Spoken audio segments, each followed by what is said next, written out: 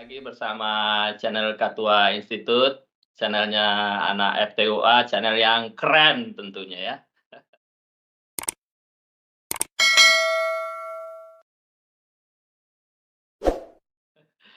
Baik, kali ini kita undang, kakanda kita, udah Noviandri Daftuni, ST, MM ya, Dak, ya? Iya, Mutiara Malam. Ya, kakanda kita ini, angkatan 93 di jurusan Teknik Mesin Universitas Andalas. Ya ini, sudah senior juga ya, sangat banyak pengalamannya tentu yang bisa kita serap ya, supaya kita adik-adiknya ini bisa mengambil manfaatnya ya. Emil tadi ragu-ragu mau ngomong tua gitu ya, senior gitu, bahasanya. Oke, siap. Agak, jangan dibilang tua lah dah. Oh gitu ya, tua masalah numbers ya. Iya, masalah number. Tapi kita bilangnya senior saja. Jadi, Iya, kalau siap. senior kan asumsinya kita orang yang banyak pengalaman, sudah banyak asam garam ya kan. Nah, kita yang junior-junior ini nih, yang masih sangat, butuh, apa, informasi yang banyak, kemudian, sharing pengalaman dari senior-senior ini yang kita bisa ambil gitu ya. Jangan sampai kesalahan yang sama terjadi lagi sama kita ya. Misalnya senior kita melakukan kesalahan ya. Nah, kita jangan melakukan kesalahan lagi gitu. Jadi jadi Setuju, kita setuju. bukannya mengambil manfaat dari kesalahan orang, tapi ya itulah benefit yang kita bisa ambil gitu. Nah, Ya, ya. kali ini udah Noviandri Daftuni, saya sangat banyak mendengar mengenai udah ini bisa menjadi salah satu role model juga buat adik-adik di bawah ya. Jadi paling Aduh. saya sendiri juga juga pengen mencari role model ya. Kita kan baiknya mencari role model ya.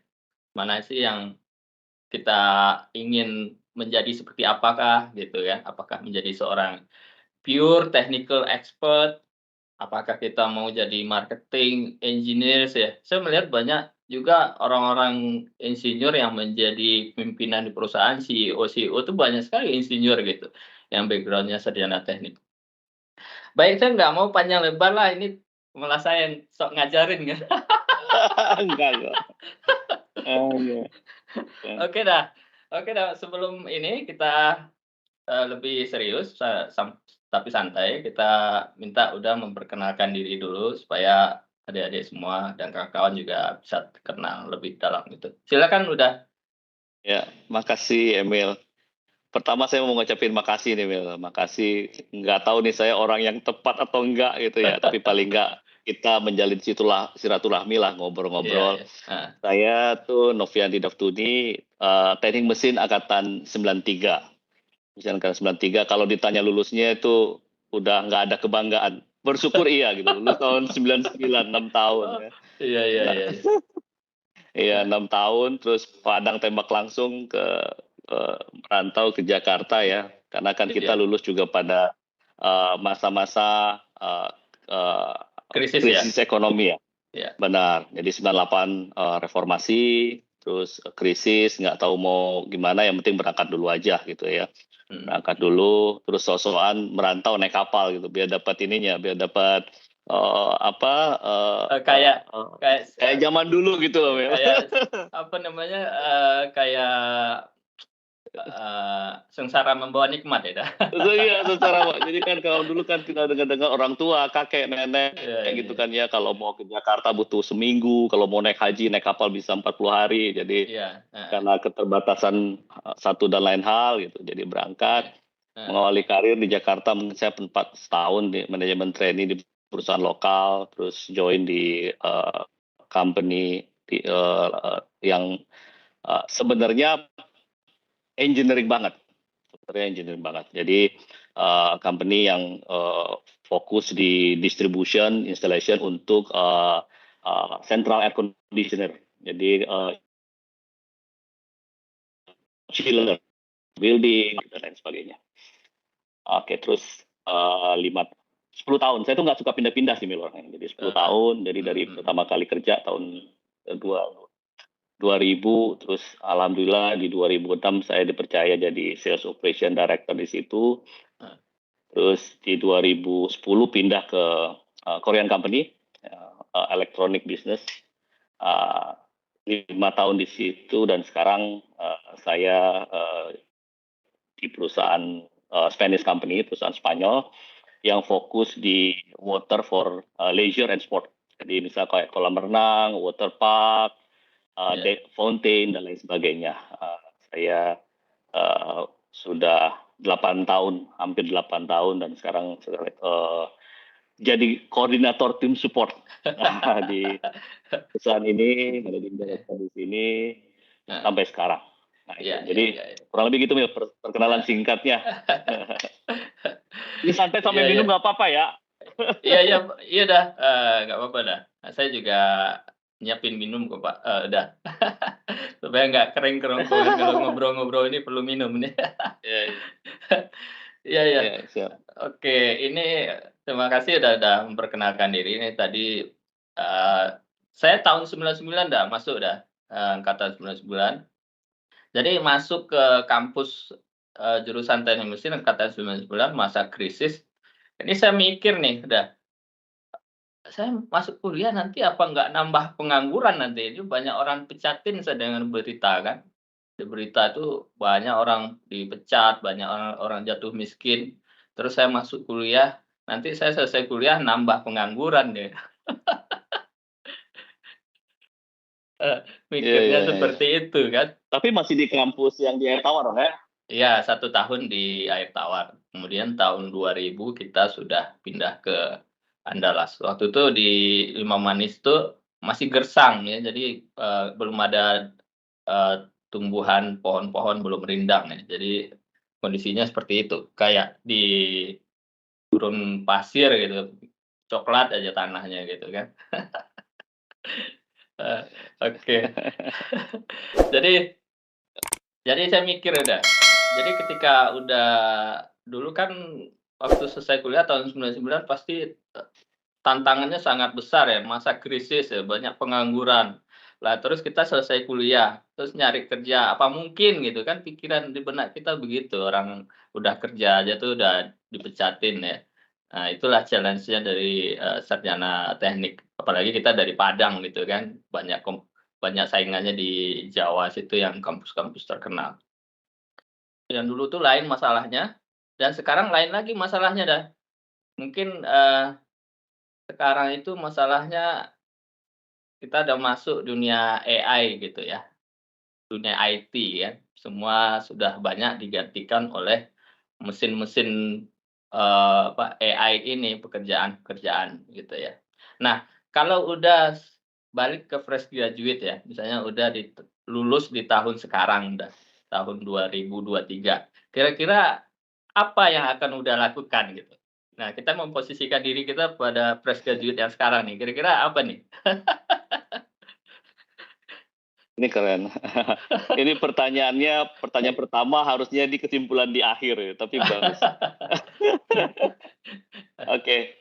Iya, Mil. Mungkin saya disclaimer dulu ya. Apa yang mau Ya, saya sampaikan ini cuman sharing apa yang saya alami dan pengetahuan saya yang terbatas dan mhm, mudah-mudahan nggak menyinggung pihak manapun karena kita dalam spirit belajar. Ya. iya, heeh, Setuju. Jadi saya nggak kebayang terus terang kalau saya lahir lulus di tahun let's say 2020 dengan segala percepatan kecepatan gitu ya. iya, Karena anak-anak yang millennials atau Gen Z mereka sudah native digital. iya, Artinya mereka begitu lahir umur 1 tahun 2 tahun mereka sudah diperkenalkan dengan gadget dan segala macamnya apa namanya communication tools. Jadi bagi kita ini memang apa yang kalau saya terlahir sekarang mestinya saya harus melewati proses yang curi start dari semasa kuliah ya. nggak ada cara lain, mungkin jangan kita kalau tarik jauh ke belakang, mungkin dari zaman SMP, SMA gitu kan ya, kita harus benar-benar uh, mobility devices itu melekat gitu ya, melekat.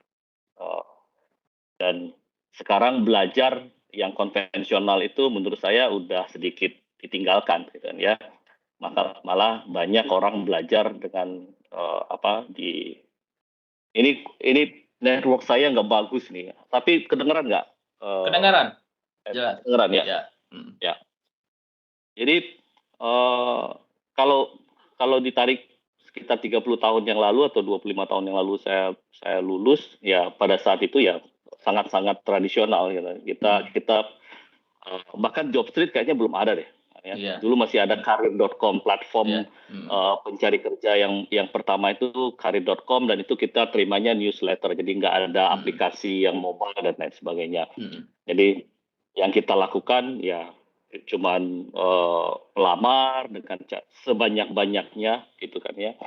Nah kalau sekarang ada dua hal yang saya lihat yang seakan-akan kontradiktif anak-anak sekarang, yaitu yang pertama masalah mereka punya kecepatan, punya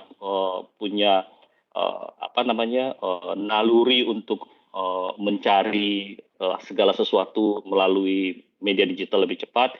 Tapi itu mungkin saya sudut pandang sebagai orang tua nih, orang tua ngelihat ada hal-hal nilai-nilai luhur yang dulunya kita diajarkan oleh orang tua kita, yang mungkin sedikit tergerus, mungkin sedikit. Ini pengalaman saya pribadi sebagai orang tua. Nah, kalau seandainya dua hal ini bisa berjalan secara paralel, ini saya yakin generasi-generasi sekarang itu akan menjadi jauh lebih powerful dibandingkan generasi-generasi sebelumnya. Ya, saya nggak ngomong anak sekarang itu tidak beretika, enggak gitu kan. Mungkin mereka nilai-nilai yang standar etika, sopan santun dan lain sebagainya itu mungkin berubah karena mereka lebih banyak berinteraksi dengan benda mati. Mereka berinteraksi dengan teman, dengan guru dan lain sebagainya melalui benda mati. Iya. Ya. Jadi menurut saya yang terbaik, yang kalau saya disuruh mendidik anak saya sekarang gitu ya, jadi saya coba memaksakan nilai-nilai luhur itu sejalan dengan kecepatan teknologi digital dan lain sebagainya, dan itu sangat-sangat bermanfaat pada saat kita memulai interview, pada saat kita mulai bekerja. Jadi dulu itu saya pernah baca manusia itu akan sangat sopan pada dua kejadian. Yang pertama pada saat interview, yang kedua pada saat dia ketemu calon mertuanya pertama kali. Gitu ya. Iya, benar-benar. Jadi kalau zaman dulu kan kita ya interview, saya yakin Emil juga ngalamin karena kita berada di fase periode yang mirip-mirip ya, Emil ya. Beda 6 tahun, masih di bawah tahun 2000. Dan ya dulu kita interview itu malamnya tuh udah grogi gitu kan ya, mesti bajunya yang mana. Kalau dulu kan masih isu pemanasan global belum terlalu ini, masih pakai dasi gitu kan. Bahkan kadang-kadang berusaha interview pakai jas. Kan ya, kita berusaha sesopan mungkin gitu kan ya. Sekarang lebih casual. Kan ya, jadi tapi kadang-kadang yang menginterview itu adalah kan orang-orang dulu, gitu kan ya, generasi X, bahkan mungkin baby boomers, kan ya, yang mereka masih punya pandangan bahwa nilai-nilai kesopanan, nilai-nilai menghargai orang yang lebih tua itu mungkin di atas intelijensia ditempatkannya, kan ya. Jadi saya pernah beberapa kali, bahkan lucu tuh, saya pernah interview untuk posisi IT manager di kantor saya. Kebetulan COVID. Dia sudah interview dengan HR, gitu kan ya, sudah lolos, dan final interview dengan saya, dan kebetulan di panel dengan managing director saya yang ngurusin Asia. Jadi kebayang dua orang yang high profile gitu kan ya. Saya aja respect banget sama managing director saya yang handle Asia, saya Indonesia. Pada saat itu online pakai kaos warna pink, gitu kan ya, pakai kaos warna pink dan lagi di jalan, gitu kan ya. Dan lagi di jalan. Menurut saya kan waktunya sudah ditetapkan, saudara juga sudah komit dengan Heeh, schedule-nya gitu kan ya. heeh, At least kalau di jalan ya cari tempat buat melipir gitu ya, iya iya nongkrong iya, di coffee shop heeh, yang kelihatan proper gitu. Terus banyak kejadian-kejadian lucu gitu. Dari situ kan udah menimbulkan bukannya kita judge dia berdasarkan penampilannya enggak, tapi kan itu bagian dari respect terhadap orang lain, terhadap mhm mungkin mhm, calon atasan. If you are really really willing to get this job, iya, ada mhm, kejadian aneh lucu lainnya pernah juga tuh nggak itu manajer saya menginterview calon timnya dia gitu kan ya. heeh Jadi dia heeh, cerita, Pak, saya kemarin interview kandidat, terus saya iseng Pak, gitu kan ya. Saya suruh, ya udah sekarang coba berdiri gitu kan ya. Ternyata pakai celana pendek gitu kan ya. Mungkin something yang dia nggak expect. Kan ya kalau Zoom yang penting di atasnya kelihatannya oke gitu kan iya ya. iya iya, Jadi hal kecil itu kadang-kadang karena kita ada bagian-bagian yang objektif pada saat kita berdiskusi, ada iya bagian-bagian yang subjektif gitu kan ya. iya, Misalnya si interviewersnya saya nggak nyaman dengan orang begini. mhm, How can I imagine kalau orang ini nanti join di company yang saya nggak nyaman dengan cara dia menghargai saya. Dan pada saat itu orang fail dan kita jangan merasa udah shortlisted itu kita adalah satu-satunya gitu kan ya karena iya, alternatif banyak. Saya yakin teman-teman sama sangat sangat setuju kan ya. Kalau kita posting satu job sekarang di job street itu ya dalam waktu kan itu 30 hari ya 30 mhm hari mhm, kita iya. itu minimal sekitar 3.000 sampai 4.000 CV yang Wah, terkumpul banyak banyak kan nih. ya. Eh, kebayang gitu kan banyak banget banyak banget Iya gitu kan ya. Jadi pertama difilter dulu pasti kan ya. iya, Filter dulu berdasarkan pengalamannya relevan atau enggak gitu ya. Terus umur gitu kan, location. heeh heeh, Kalau kita bicara alamat kerja di Jakarta gitu kan ya.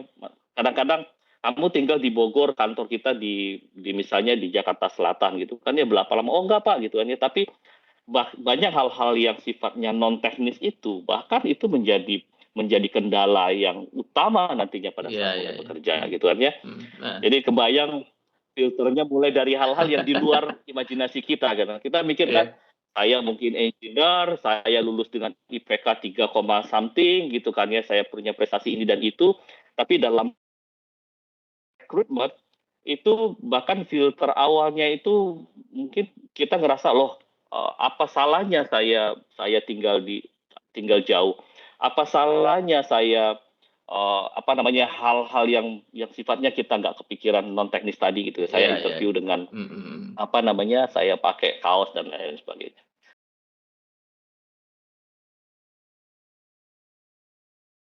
Oke Intinya nih benar. Oke, oke jadi gitu oke. loh ya. Jadi Jadi kalau saya sebagai fresh graduate, tentunya jauh sebelum saya jadi fresh graduate, saya harus nyiapin hal-hal yang tadi itu. Karena kalau kita bicara kecepatan teknologi, semua orang udah harus adapt. Semua orang pasti udah arahnya ke situ. Jadi itu udah bukan lagi dianggap suatu apa namanya kompetensi yang lebih dibanding orang lain, gitu kan ya.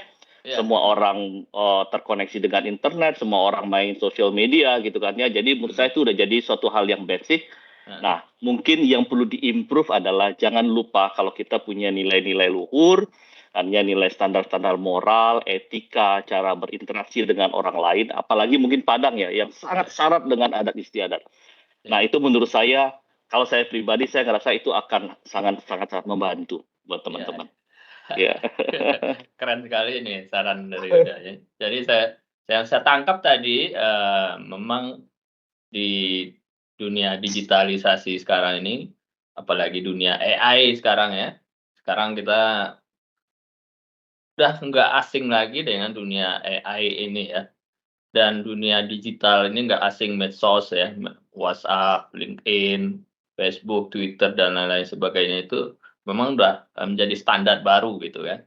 Cuma yang perlu kita camkan tadi itu, etika tadi ya, satu etika tadi yang saya tangkap, supaya kita lebih mengasah kemampuan sosial skill dalam bentuk etika ini, bagaimana kita berbicara dengan orang tua, dengan interviewer yang mungkin akan kita jalani sebagai proses dari mencari kerja gitu ya. Mungkin social skill itu yang perlu diasah oleh teman-teman fresh graduate ya. Seandainya saya jadi fresh graduate sekarang, itu yang perlu diasah udah ya. Jadi dari pengalaman udah ya melihat, peserta yang di interview itu ya. Jadi udah lebih melihat dominan ke etika gitu ya. Bagaimana cara dia berbicara, bersikap, pakaiannya gitu ya. Lebih ke sana ya, udah lebih menekankan ya. Kalau dunia Iya, IT, kalau bisa bisa gambar, AutoCAD, bisa Word, bisa Excel, bisa apa itu udah standar umum lah gitu udah ya. betul, betul. Bahkan dunia IT sekarang orang nggak kuliah IT pun bisa jadi programmer, itu kan ya. Dan banyak sekarang jurusan atau pekerjaan yang udah mungkin dalam waktu dekat udah nggak ada. Ya kan Ah, iya. digantikan sama sama mesin, digantikan sama yang tadi kita bicara artificial intelligence gitu. Jadi Mhm. uh, yang kan pernah pernah lihat iklan ini nggak ya? Saya lupa itu soft drink. Saya tahu Mhm. sih, tapi saya nggak usah nyebutin brand gitu kan ya. Mhm. Jadi di situ diilustrasikan semua yang bisa dilakukan manusia digantikan oleh robot itu tahun 2000 sekian. Terus mulai dari Pak itu pada saat malam hari si robot itu melihat ada beberapa anak muda lagi pulang kantor lagi ketawa-ketawa. Nah, Mhm. that is something that the robot itu yang nggak bisa lakukan, ya kan ya? Ya kan? Jadi itu iklannya keren banget gitu kan ya. Iya Jadi iya iya walaupun iya. jadi pada saat kebetulan iklan minuman beralkohol gitu kan ya. Iya iya. Jadi pada saat terakhir itu ada 4 orang lagi minum-minum santai chilling gitu ya di kafe dan si robotnya terlihat sedih gitu kan ya. Dari awalnya dia sangat confident saya bisa melakukan ini itu dan lain sebagainya. Tapi yang saya nggak bisa lakukan adalah saya nggak punya hati nurani, saya nggak bisa berinteraksi secara sosial kan ya. Dan mungkin Iya iya. balik lagi ke tadi itu bisa dibayangkan kita bisa mempelajari hard skill ya, apa saja.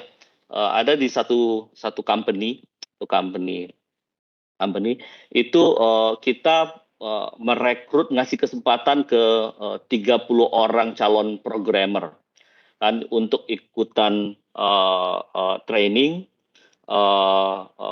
basic training salah satu platform yang dipakai buat pemrograman. Dari 30 itu ada 10 yang lolos dalam waktu 1 minggu. Tahu nggak? Salah satunya itu jurusannya manajemen di universitas terbuka. Nggak ada Mmm. background IT dan lain sebagainya. Ya, jadi sekarang belajar itu memang tanpa batas. Kadang-kadang orang bilang ya banyak yang kisah-kisah sukses kalau kita lihat orang-orang yang jago di dunia IT itu ya mereka mungkin belajarnya dari garasi, dari mana. Iya iya iya. Jadi dunia itu udah nggak ada batas. Heeh, iya Nggak ada iya. batas. Itu sih. Iya iya. Jadi robotnya nggak bisa happy ya, nggak bisa ketawa ya? Robotnya nggak bisa happy, dia nggak bisa ikutan party, dia nggak bisa, jadi dia nggak bisa ketawa-ketawa dan itulah kelebihan manusia mungkin nggak sampai kapanpun nggak bisa digantikan, Iya kan iya ya? iya. Jadi ada emosional lah ya, Iya, ikatan emosional, betul. apa, antara hasil dengan apa yang kita rasakan ya, dia nggak punya perasaan ya. Iya, betul. Kalau kita berhadapan dengan atasan kita, kolega kita, kan mereka juga manusia ya, jadi kita kan mesti mainkan apa, bagaimana mengelola feeling atau perasaan emosional itu supaya bisa menjadikan kita lebih berprestasi dalam kerja gitu. Betul. Karena kan kalau hampir semua perusahaan korporasi besar pasti menyebutkan salah satu core value atau nilai intinya adalah people, orang, Iya kan iya ya? iya. Nah, tapi banyak juga yang lupa gitu kan ya, yang lupa memperlakukan manusia tidak seperti manusia gitu kan ya. Jadi kemampuan kita berinteraksi sebagai manusia menurut itu sangat-sangat dominan dalam menentukan arah karir dan lain Iya iya sebagainya. iya iya iya. Oke oke. Oke deh, untuk selanjutnya nih udah pertanyaan mungkin secara tidak sadar juga fresh graduate ini dalam mencari kerja, mereka merasakan sudah sangat banyak aplikasi. Kalau dulu zaman kita kan masih puluhan ya, kita kan pakai kertas gitu deh, kita print, kita CV-nya, kita print surat lamarannya. dan pelengkap dokumentasinya kita print ya, itu hanya bisa 10 apa 20 lembar maksimum ya per bulan gitu ya. Tapi anak-anak sekarang ini kan mereka bisa unlimited ya, unlimited apply ke mana-mana perusahaan ya kan. Cuma yang nyangkut itu mungkin satu atau 2 dipanggil gitu ya. Jadi mereka merasa usahanya udah maksimal, udah ribuan aplikasi dikirim. Pasti ada merasa stres gitu kan, merasa, wah ini apalagi kita dari kampus yang not the big five lah ya. Jadi, bagaimana mengelola stres itu, ya kita ada depresi, kita uang uang jajan dari orang tua pasti sudah sungkan kan kita mintanya kan. Udah sarjana masa masih minta sama orang tua ya kan. Sarjana teknik, apalagi sarjana teknik mesin yang katanya di Padang itu keren lah ya, nomor satu lah di Sumatera Barat ya kan. Nah, pasti ada under pressure itu pasti ada gitu kan. Jadi gimana mengelola stres itu supaya stres itu bisa tetap kita, maksimalkan untuk mencari pekerjaan ini udah. Dulu udah merasakan nggak waktu selesai kuliah itu stres? Apalagi dulu zamannya krisis kan, krisis nyari kerja Ya, pasti perasaannya hampir sama ya? ya, ya, setuju, Bang. Dulu pada saat saya lulus itu, yang paling terbuka kesempatan itu Batam. Oh, Jadi memang pada saat itu industri di Batam lagi menggeliat gitu kan ya. Cuman saya memilih untuk nggak ke situ karena itu tadi Mil, saya mesti nyari tempat yang saya bisa gratis gitu ya. Pasti numpang di rumah kontrakannya kakak saya gitu ya.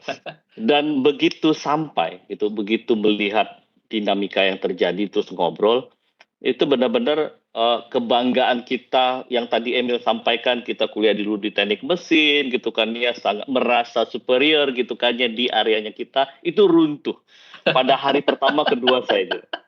Terus saya masih sempat berargumentasi gitu kan ya dengan kakak saya yang sekaligus mentor saya gitu ya, iya iya iya iya. mentor saya awal ya, tapi kan saya teknik mesin, dia bilang kan, oversupply, dia bilang gitu kan ya. Ya, memang pada saat itu engineer oversupply. Kenapa? Iya Karena industri melemah. iya. Ya, terus tapi apa namanya teman saya akuntansi udah kerja, iya akuntan itu profesional dia bilang gitu kan masih banyak dibutuhin. Jadi seketika saya bukan di titik nadir lagi malah minus itu. Kan ya. Jadi stres dimulai di minggu pertama saya sampai di Jakarta. Iya iya Ya, iya. Mhm. Jakarta. Tapi pada saat itu saya nggak mau berlama-lama gitu kan ya. Yang penting saya setiap hari uh, uh, muter mau ke rumah ke tempat teman yang sudah mulai bekerja, mau ketemu saudara, kemana itu cara yang saya coba untuk mengelola stres sambil belajar naik Ya. Kopaja, naik metro mini, angkot gitu kan Iya ya kan iya iya. itu satu hal yang menurut kita itu dulu nggak jadi masalah, sekarang masalah gitu kan ya, karena Mhm. kita untuk sampai ke titik tertentu mesti nyambung ini dan lain sebagainya, Iya, nyasar-nyasar, mhm. kekhawatiran gitu kan ya. Jadi saya mengelola stres dengan menyibukkan diri dan ketemu banyak orang gitu kan ya. Terus ya yang pasti seminggu itu mungkin antara 15 sampai 20 aplikasi yang dikirimkan karena PO Box gitu kan ya. Dan setiap ada interview ya itu mulai ada harapan gitu kan ya, Iya. walaupun harapan itu untuk jadi kenyataannya butuh berapa kali ya Mil ya, terutama buat Iya orang yang iya. lulus 6 tahun kayak saya Pasti. gitu loh. Kamu pasti. Ya, Apalagi kawan interviewnya ada anak ITB, UI, yang ngeper duluan. iya, benar benar benar benar. Jadi itu sih menurut saya sih. Jadi saya dulu pernah interview di daerah Jakarta Utara situ ya. Terus yang lagi ngobrol nih sama teman interview, dia rumahnya di Kelapa Gading gitu kan ya. Pada saat saya nanya, saya nanti mau pulang ke sini, dia nggak ngerti. Oh, sorry dia bilang tuh. Gue cuma tahu dulu kan kampus di Grogol, udah perjalanan dari rumah ke Grogol gitu kan ya. Dari situ saya ngelihat kalau orang Padang itu punya jiwa petualang gitu kan ya, maksudnya jiwa petualang. Kan ya, jadi karena kita mungkin nekat, berani gitu kan ya untuk nyari kemana sana ke sini, nyasar-nyasar nggak apa-apa gitu kan ya. Dan itu nggak tanpa disadari membentuk mental yang kuat gitu kan ya. Mhm. Iya. Uh, kalau kita nggak tahu nanya, dan kita waspada terhadap resiko. Jadi banyak pengalaman-pengalaman yang mungkin yang kita dapat tuh dari jalanan kalau menurut saya. Iya iya iya. Saya juga Ya, dulu dah, waktu pertama kali ke Jakarta itu sampai saya interview ke daerah Banten gitu. Ih, daerah mana lah ini kan, padahal kita tinggal di Depok kan gitu. benar. Ini Itu udah pas stres ba duluan kan? Itu udah pusing duluan gitu kan ya. iya Tapi begitu itu selesai, berasa nggak iya Emil? Begitu itu selesai, oh gitu kan ya. Kayak ada pencapaian padahal kita cuma interview doang tuh gitu kan ya. Saya pernah juga daerah Tangerang gitu ya, perusahaan lampu. Itu mesti ya kan zaman dulu naik naik naik bis dulu sampai iya sana mungkin iya. ujung-ujungnya naik ojek pengkolan dan jadi nikmatin prosesnya menurut saya dalam proses itu stresnya rilis pelan-pelan. Iya iya iya iya. Jadi prosesnya, nyampe ke Banten terus mau balik lagi udah malam nggak ada lagi bus angkot udah nggak ada lagi, yang ada taksi. Wah, kita kere-kere gini naik taksi, habis duit buat sebulan ini naik taksi. Iya iya iya, benar benar. Aduh. Lah kalau ini kan sekarang zaman sudah, ini udah banyak transportasi, udah banyak mode of transportasi udah banyak ya. Transjakarta ada, Gojek ada, jadi memang sarjana teknik yang dari Andalas ini kalau mau ke Jakarta harus melanglang buana dulu di Jakarta nih biar merasakan nih. Iya iya. Kalau di Batam mungkin nggak terlalu menantang karena daerahnya itu luas, kemudian apa, tidak seramai Jakarta gitu. Jadi Iya. merasakan sensasi Jakarta yang begitu melihat, wah rame orang, terus banyak lulusan UI, ITB, UGM, ITS, kita gimana mengelola kita tadinya kita percaya diri lulusan teknik mesin Andalas, begitu ketemu mereka, mereka percaya diri lebih tinggi, kita langsung, aduh gimana. Tapi setuju tuh. Saya dulu pernah kerja di awal-awal itu. eh itu di Bekasi Utara. Mhm Rumah saya tinggal di Bekasi Utara. Dan ya kantornya itu di Jakarta Barat di Dan Mogot. mhm Jadi tuh saya tuh berangkat itu persis harus setelah sholat subuh. Jadi azan itu saya harus tungguin. mhm. Karena dari situ saya mesti naik angkot dulu, dari naik angkot nanti naik bis sampai ke Grogol. Kalau duitnya ada saya naik ojek, kalau enggak saya jalan kaki tuh dan mogot 1 kilo, 1,5 kilo gitu kan ya. Mhm mhm. Jadi itu coba dijelasin ke anak-anak anak saya. Saya nggak mau bicara ke orang anak saya gitu kan ya. Mhm. Terus bilang kayaknya sulit gitu ya bagi mereka ngebayangin. Saya bilang nanti kalau udah gedean dikit saya mau kasih napak tilas, mau ajak dulu Pak Opet, rumahnya di sini, kantornya di situ. Nyampe rumah lagi udah sekitar jam 11 malam.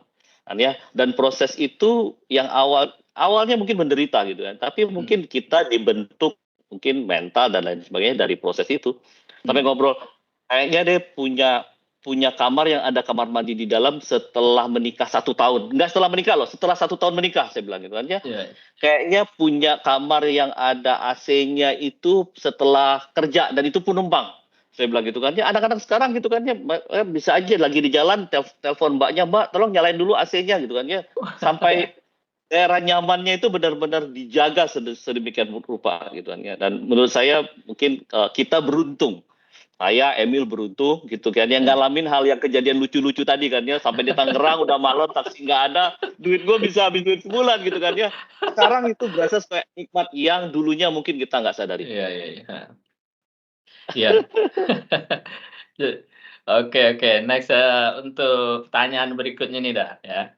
Jadi teman-teman tadi kita udah singgung sih sebenarnya mengenai, soft soft skill ya, etika ya. Nah, teman-teman di sarjana ya, fresh graduate ini, kira-kira soft skill apa lagi yang perlu dikembangkan oleh anak-anak, teknik ini udah, Ya, ya, untuk bisa lebih keren gitu deh? ya. Jadi tanpa mengecilkan arti hard skill gitu kan ya, Ya, heeh, ternyata tadi dari awal diskusi kita sebenarnya udah nyemplung ke area situ ya, iya Emil iya, ya. heeh heeh, Jadi soft skill itu kan memang kemampuan yang nggak terlihat. Ya, iya ada orang betul, bilang itu core skill, ada orang bilang itu general skill gitu kan ya, yang isinya ya tentang kemampuan berkomunikasi, kemampuan berinteraksi, interpersonal skill, kemampuan menganalisa, gitu kan ya, leadership dan lain sebagainya itu masuk di dalamnya.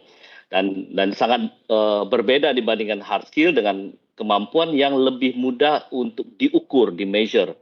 Kan ya, kalau hard skill Kalau misalnya hitung-hitungan itu gimana nih? Hitungan statika, mekanika itu masuk hard skill ya? masuk ke hard skill. Jadi segala sesuatu bahkan yang nanti muaranya bisa berbentuk sertifikat atau berbentuk keahlian khusus. Nah, itu hard skill katanya, pendidikan. Nah, dan itu lucunya kan ya. Jadi saya pernah baca statistik pelajaran akademis yang kita terima pada saat kuliah. Saya nggak tahu ini research-nya itu valid atau enggak, tapi saya cuma ngelihat ini masuk akal. Itu untuk pekerjaan yang relevan, akademis itu cuma 18% yang kepake. Untuk pekerjaan yang relevan, gitu kan ya. Kebayang untuk pekerjaan yang nggak relevan mungkin nggak ada yang kepake. Dan ya, saya yakin Emil bekerja di industri yang relevan, gitu kan ya, dengan pendidikannya, gitu kan ya. Jadi dari ya mungkin 18% ekstrim, cuman saya yakin angkanya itu nggak besar-besar amat, mungkin maksimal 20-30%, gitu kan ya. Nah, berarti banyak orang berkompetisi di area yang soft skill tadi, kan ya, meningkatkan kemampuan analytical thinkingnya dia, berpikir strategiknya dia, gitu kan ya, kecerdasan emosi. Kan ya, itu nggak gampang loh, gitu kan ya, kecerdasan emosi. Kalau kita bicara hampir semua CV orang bikin I'm able to working under pressure, kan ya. Ada, tapi pada kenyataannya hampir itu sulit sekali, betul nggak? Iya benar-benar. Kata kita manusia. Jadi saya waktu bekerja di perusahaan sebelumnya, saya bekerja di perusahaan yang kulturnya agak berbeda-beda nih. Jadi yang sebelumnya itu sangat-sangat keras, kan ya. Pernah VP saya, ya ekspatriat, bilang, Novi, kamu kalau bekerja di perusahaan ini tidak boleh pakai hati. Dia bilang gitu kan ya. Saya sampai mikir gitu kan ya, hati ini kan bukan detachable yang bisa saya mau berangkat kantor taruh dulu di rumah, saya pulang pasang lagi. Kan dia jadi budayanya beda-beda. Kita nggak ngomong itu budaya jelek atau enggak gitu kan. Cuman kalau kita ngerasa kecerdasan emosi, kemampuan kita berempati terhadap orang lain, kemampuan kita mendengar, itu bagian dari soft skill. Karena pada saat kita mendengar, pada saat itu kita bisa menganalisa, mudah-mudahan kita bisa mengasih advice atau suggestion dalam pengambilan keputusan. Ya, jadi menurut saya pertanyaan ini udah Emil ini kaget dari kemarin itu saya mikir ini pertanyaannya bakal seru gitu ya. Jadi bahkan saya yakin bahkan Emil pun yang sudah bekerja di tempat yang relevan dengan pendidikannya, soft skill itu mestinya menjadi hal yang kritikal. Ya, kritikal. Mendominasi. Kenapa? Karena kita berinteraksi bukan sebagian besar dengan benda mati saja, teman dengan orang lain. Ya, kemampuan komunikasi misalnya. Ya, banyak orang pintar, banyak banget orang pintar. Tapi orang pintar yang bisa mengkomunikasikan kepintarannya, nah itu suatu hal lain itu. Dan ya, banyak orang yang pintar ada di dalam otaknya, dia bekerja dengan tulisan depan komputer, tapi pada saat dikasih kesempatan untuk mempresentasikan, untuk menyampaikan idenya, belum tentu orang lain bisa semudah itu mengerti, paham apa yang disampaikan. Jadi menurut saya itu benar-benar sangat-sangat relevan dalam perjalanan karir kita gitu kan ya, antara skill is a must kan ya, karena itu kompetensi yang kalau kita nggak lulus, misalnya kalau nggak tahu, saya kurang paham di dunia oil and gas misalnya, sertifikasi apa gitu kan ya, mungkin sertifikasi apa namanya welding inspect dan lain sebagainya, itu hard skill kan ya, dan itu memang harus sebagai suatu requirement basic yang harus dipenuhi. Setelah itu ya soft skill-nya yang dilihat gitu. Menurut lebih kayak gitu. Iya. Jadi untuk mendapatkannya gimana? Apakah kita sering ngobrol, diskusi sama betul banget. Ada trainingnya gitu dah? Kalau sejauh ini, kalau leadership training kan ada ya, leadership training ada. Kan gini, statistik menyatakan ternyata training yang sifatnya konvensional, yang tatap muka, itu efektivitasnya